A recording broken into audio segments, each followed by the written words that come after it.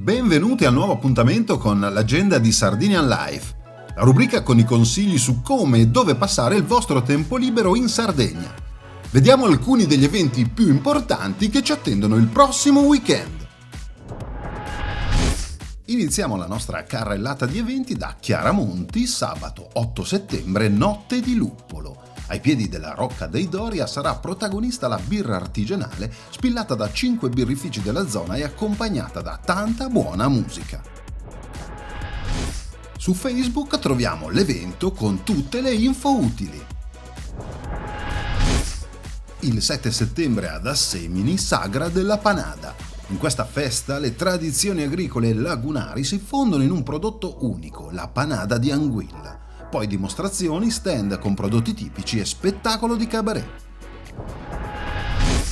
A Cuglieri dal 5 al 9 settembre al via i festeggiamenti per la Beata Vergine delle Grazie. Gli eventi religiosi si uniscono a quelli civili per 5 giorni di festa tra fede e divertimento.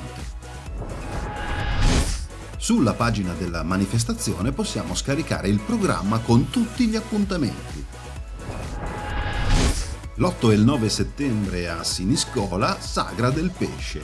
Nel piccolo borgo di Santa Lucia si celebra il pesce con il tema di quest'anno che sarà mangiare a suon di musica.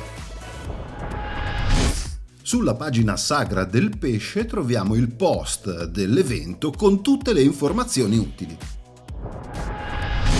A Villanova Forru, l'8 e il 9 settembre, Mestieri, saperi e sapori del passato. Un mix perfetto tra gastronomia, cultura, arte e musica in questo appuntamento dedicato alle tradizioni di Sardegna.